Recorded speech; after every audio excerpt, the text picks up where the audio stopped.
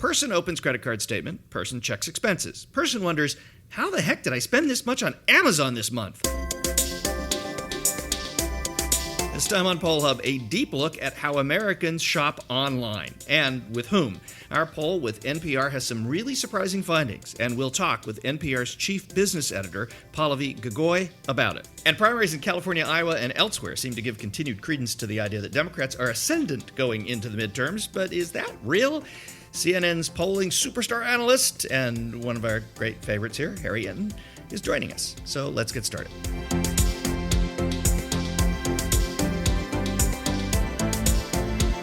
And hi, everybody. This is Poll Hub. I'm J.D. Dapper, Director of Innovation here at the Marist Poll.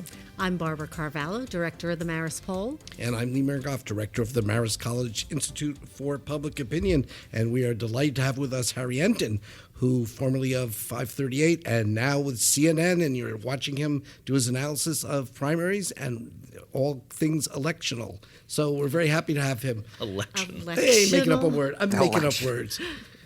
So anyway... Tell us about some of these primaries and the recent ones, and also your general sense of, are things flipping as much as some people are saying? Yeah, what's this blue wave? Is it real? Well, I'm not one who goes to the beach very frequently, and I prefer winter weather, so I prefer to talk in blizzards and, freezing rain if we're going to make weather analogies. I think it's pretty clear that this is going to be a good Democratic year. That much we know from the polling, that much we know from the special elections, that much we know from the turnout. The question is whether or not it's a good enough Democratic year for Democrats to take control of the House, let alone the United States Senate.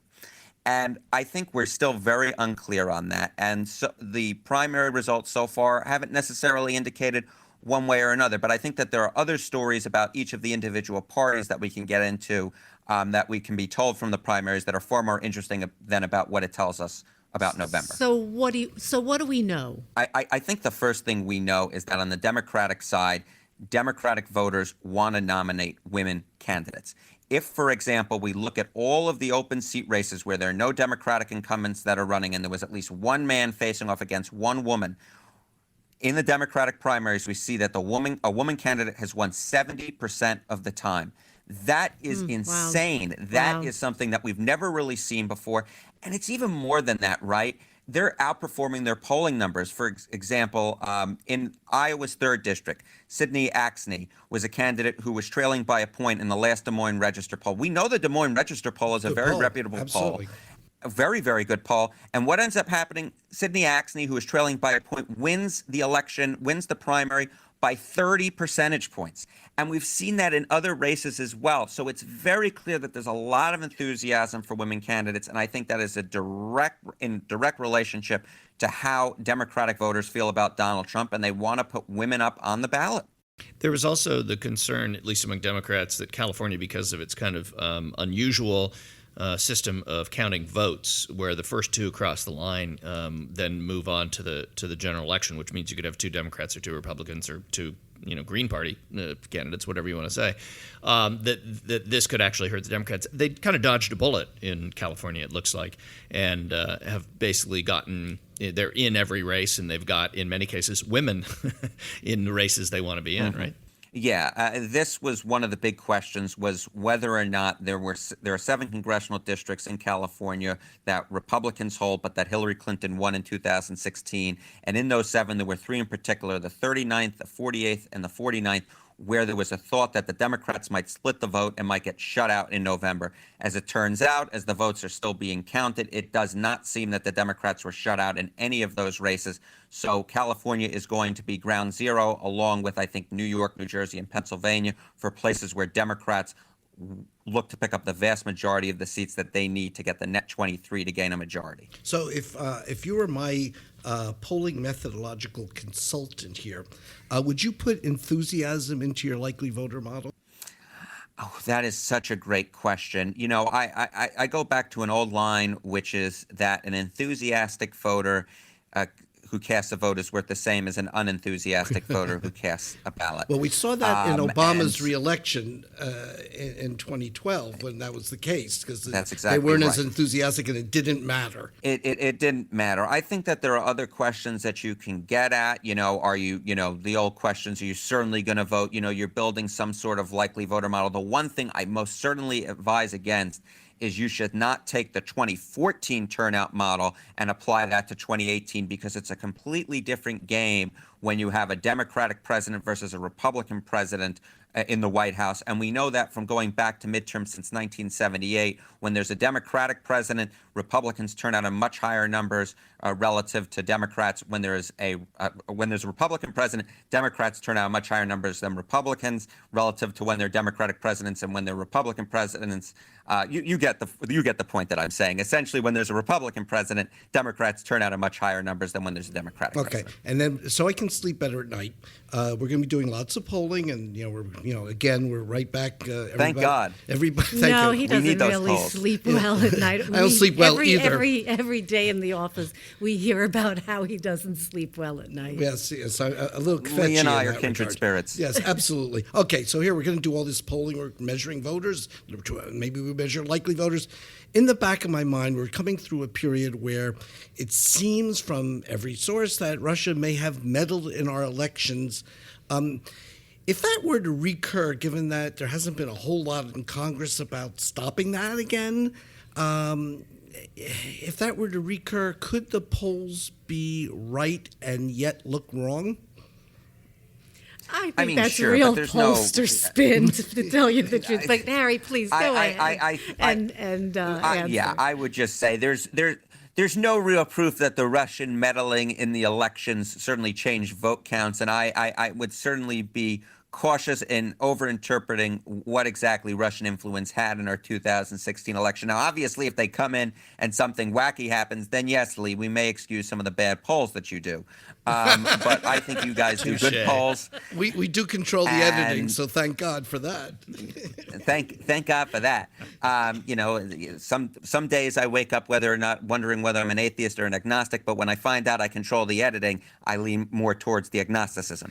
In any event, the point is that I'm not too worried for pollsters on Russia. I'm much more worried on other factors. Correctly judging turnout, I think, is the biggest question going into this midterm election. But I should point out that in the special election polling, in the House special election so far, as well as in the Senate special election in Alabama, as well as the two gubernatorial elections in Virginia and in New Jersey, the polling has been about as good as you would expect it to be. So I'm not looking for a big polling error in 2018. But you know what? We're going to have to wait and see. We just don't know. Yeah, I think that's certainly an appropriate ending to this discussion, but one that we must continue, perhaps over a Chinese meal in New York City after our next podcast. Thank you, Harry. Thank you. So I'm delighted because today, Pallavi Gogoi, Chief Business Editor for NPR, is joining us to talk about a latest poll that we have done with our NPR Marist Poll partnership on the digital economy. Welcome, Pallavi. Hi, Barbara. It's great for you to join us today. We just partnered to do a poll on the digital economy, which I think is kind of an upscale way of talking about online shopping. So I know we came up with some kind of crazy ideas about how to go about finding out what Americans do, how many of us are actually shopping online. How did you guys come up with the idea to measure this? So as with anything that we look at, I mean, it's curiosity that drives us as a news organization to find out, we have a lot of questions on all kinds of things.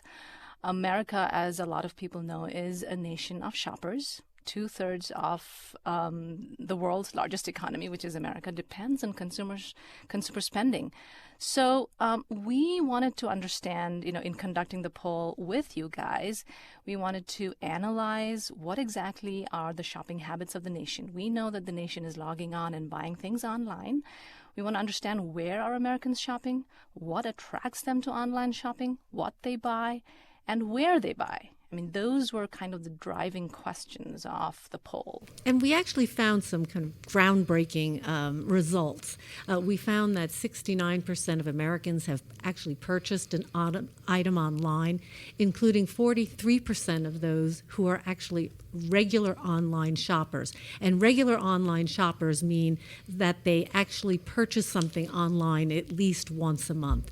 We had a lot of fun discussing the questionnaire, and when we were talking with your team and our team about what questions we should ask, we were all talking about our different experiences on online. Yep. Online. I was wondering, Barb, if you could go into a little discussion with Pallavi about how this process unfolded in terms of the topic development, because I think that would be interesting. Because this is a partnership, and it would be interesting to see how it unfolds. I think we all had a lot of fun because all of us shop on many levels, right? All of us go online, we shop on Amazon. I think when we were discussing the questions as to what exactly are going to be the question that we're going to ask the folks that you're going to survey, we had a lot of fun because we all talked about our own shopping habits. And while this was driven by curiosity, I think we all discovered all kinds of really fun things about each other. What surprised you the most from the results? It's really funny because the bigger, broader point that we came up with, which is, what Americans told us about online shopping, is they basically said that they go to Amazon for shopping. That was not a surprise, but the number, like 92% of online shoppers shop on Amazon. Yeah, I thought that was amazing. Yeah. I was actually more surprised that 4 in 10 are Prime users, because Prime is an expensive service for a lot of folks. I mean, it costs over $100 a year now. They've raised the price. And sure, you get a lot of things. You get video and all these other things. But I always thought of that as kind of the premium price thing, that lots of people used Amazon, but it would be a very small or a fairly small number of people who used Prime. Did that surprise you, that there were that many people who were that bought into Amazon's ecosystem? I have to say that when Jeff Bezos, the founder, came up with the idea of charging people a yearly fee that he's going to charge, people who shop on Amazon, and basically offer them free shipping, everybody on Wall Street basically laughed at him, and people were really surprised, and they basically thought that was a really bad idea. But guess what? It basically got a lot of people. He's been laughing all the way to the bank. Yes. Well, also, they've changed it a little bit, too, because you can have a monthly Prime subscription now, I believe, as well. And I know that's extremely popular during the holidays when people know that they're going to shop online quite a bit. I mean, what the poll showed to me was, that we have a company, and we kind of knew this too, but it kind of, sealed it for me as to a company that has enormous power. I mean, I know from being the business editor that any time Amazon touches anything, even the whiff of a company, an industry that Amazon is going to enter, that sends stocks of all of those companies going down because they know that Amazon is such a formidable competitor. I mean, this is something that I put in the press release, is what Jeff Bezos has created is this enterprise that reminds me of the likes of John Rockefeller and Bill Gates. I mean, these are people who at their height were the most influential, were the heads of the most influential companies of their time. And that is kind of where Jeff Bezos is. It's kind of funny. We were talking, as a business editor, you remember this, it wasn't that long ago that we were talking about Walmart being a dangerously large company that was putting all of Main Street businesses out of business. It was too big, it was too powerful. And now Walmart is kind of a distant second to Amazon in this, in this new world. Right. I mean, Walmart is still the largest retailer, but in the online world, in the online shopping universe, Amazon is really the king. I mean, it wields so much influence, and it's kind of really mind-blowing, really. It's a real paradigm shift in the whole. And I think what I found very interesting was we asked people how much trust they placed in Amazon to protect, their online data, their personal information, their credit card information, and I was completely blown away by the fact that 67% of shoppers said that they trusted Amazon to maintain their privacy and to maintain their data. And the majority of folks actually do not trust online retailers with that data. But on the other hand, for Amazon, they seem almost untouchable, that people actually have this kind of confidence. It was very striking to me because we do a lot of polling in the political world as well. And I think any institution, either political, religious, educational, would really be excited to have numbers like that. Right. I mean, you had mentioned that even among companies, I think weren't you also part of the other poll which looked at technology companies like Facebook? I believe the numbers were much lower. Oh, Facebook's numbers, especially after the 2016 debacle, their trust level is at 12%. That's 1-2, as opposed to 6-7. Wow, that is pretty amazing. I mean, that's the reason why people keep going back to Amazon for shopping. And for folks who did not hear this morning's report by Alina Salouk, she starts the story by talking about, this meeting that occurred in December of last year in the lobby of her apartment building, where, the residents had gathered to basically discuss what were they going to do about the swarms of packages that were jamming their lobby closet. And they were overflowing into their entryway. And they were like, this is ridiculous. We need to do something. And so they basically decided that they needed to take a decision. And on that day, they decided that, you know what? Yes, we are going to redesign our lobby. We're going to create a new package room. And the way Alina Salouk presented it, she said, this is a picture of America physically adjusting itself to the success of Amazon.com. And I was like, wow, that truly is something. I think of Fresh Direct in New York City too, and for folks who listen to us who don't live in New York City, Fresh Direct is a grocery delivery service. But if you live in Manhattan, you either walk to a grocery store and schlep your bags home, or you get grocery delivery. And Fresh Direct does that, and buildings have started to offer cold rooms. It started in the last maybe 10 years, and refrigerators in the lobbies. And this seems like another extension of that. It's not just a shift in the economy that involves just online shopping, but kind of a shift that moves so many things, including like Uber and self-driving cars and all that. Mm-hmm. But and Fresh Direct delivering groceries. It just seems like there's a huge shift going on, and sometimes you don't realize you're in it until it's over. But I think in this case, this poll especially helps illuminate the fact that we're in the midst of a shift that the business textbooks will be writing about for decades to come. Was there anything that Amazon wasn't good at? I think the one thing that we found that they were not really good at was clothes and shoes. And I believe the poll found that the largest purchase among people who shop online is actually clothes and shoes. Yes, most people go online to purchase that. Right?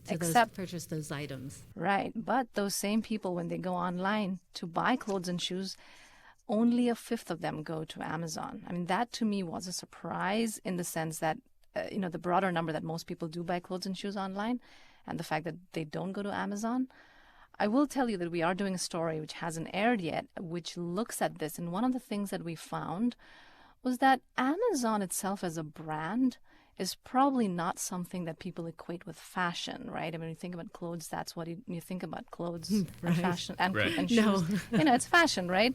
But the thing is, Amazon also seems to be very aware of this. And I'll give away something that I think is going to air tomorrow so that, so you guys will be okay when the podcast airs, is that Amazon is clearly aware of this, and that's the reason why they bought Zappos.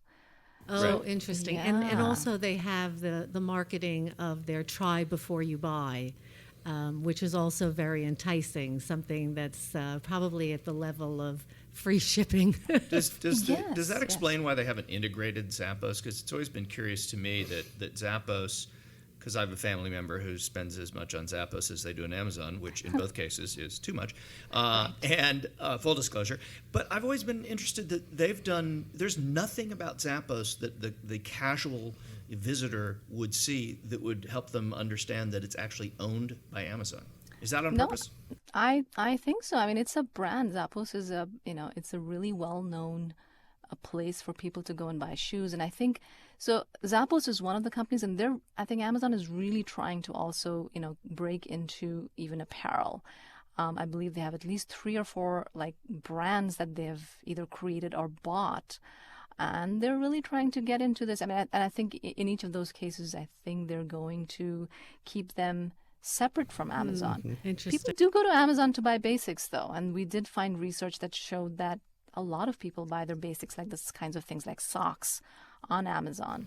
So it's such a strong brand that they'd rather have these other names continue, like Zappos, because they are also a strong brand, and they Especially, don't want to. yes, when it comes to shoes. They don't want to absolutely. try to switch the marketing of it because they already, by buying it, can get that market too. Just, one other thought, too. Because Amazon has really become the digital marketplace for shopping. So it's not just the Amazon brand, but it's really where brands go and companies go to sell their products. It's the new mall, basically. It is, absolutely. Just from your business perspective, do you think they are at risk of having some problems with being a monopoly? I mean, so the monopoly question is something that, that Alina also looked at very closely. There are not a lot of people who look at Amazon and they clearly realize that this is a company that powers and towers over all on when it comes to online shopping. But if you look at antitrust law, I mean, a lot of it is about protecting consumers, right? It's all about, does this hurt the consumer? And at this point, at least, that there doesn't seem to be that clear. I mean, you can see from the poll that we started the poll by, your conversation by talking about how many people trust Amazon. Consumers clearly love Amazon. However, we talked to a person called Lina Khan. She works at a think tank. She studied Amazon very closely. She's a legal scholar. She talks about sort of, it's not just the consumer that you need to look at. You need to look at other businesses and other competitors of Amazon, who obviously employ a lot of people too. And when you look at the power that Amazon has on the people who sell on Amazon, on the people who supply to Amazon, you kind of see that Amazon has a huge power over them, which is something that, is something that she looks at closely and probably will come up in the future at some point. That's like pricing. Yeah. That's talking about like pricing power and being able to drive down costs, because Absolutely. You're not going to be on Amazon if you don't sell for this. Yes, it's very much kind of the stories that were coming out about Walmart, about 15 right. years Yeah, or same so, thing. right? Yeah. Mm-hmm. Very similar. I don't know. I feel a little left out of this because I myself am not an online shopper. People have purchased online things on my behalf, but I'm sort of like the Luddite. Well, in that's the crowd. about 5%. Let me just ask you a question here. On your visa statement, is there an Amazon line every month? Maybe. And Now while, you mention and it. while you haven't been shopping on Amazon, has someone in your family done so? It's Zappos as well. So I think I have the same issue that you have raised earlier. I'd like to add just one thing, though, is that, we do so much election stuff and approval rating and horse races. I think as the Marist poll, we're particularly happy and thrilled, really, to have this partnership because it allows us to work with experts in another industry, in this case business, and try to use our technology to enlighten in another topic area. So this has been great from our vantage point. Yes, we've always appreciated working with you and your team, Pallavi. Thank you very much for joining us today. We appreciate your insights. It's Thank you. Pleasure, Barbara. In fact, this is very, very helpful to obviously the research and reporting that we do at NPR. So thank you. And that'll do it for this edition of Poll Hub. Poll Hub is a production of the Marist Poll at Marist College in Poughkeepsie, New York. Our executive producer, as always, Mary Griffith. Thank you for all that you do for us. And we also depend a lot on the Roper Center Archives at Cornell University. I'm a member of the board. We're going to have our annual meeting real soon, and we're doing really well at the Roper Center, and it's very helpful in putting together the trend data for this podcast, too. Barb? And if you have a question that you would like us to answer, you can email us directly at pollhub@marist.edu, or check us out and, give us a holler on social media. We're at Marist Poll on Twitter, Facebook, Snapchat, Instagram, pretty much any platform. And wherever you're listening to this, please don't forget to subscribe.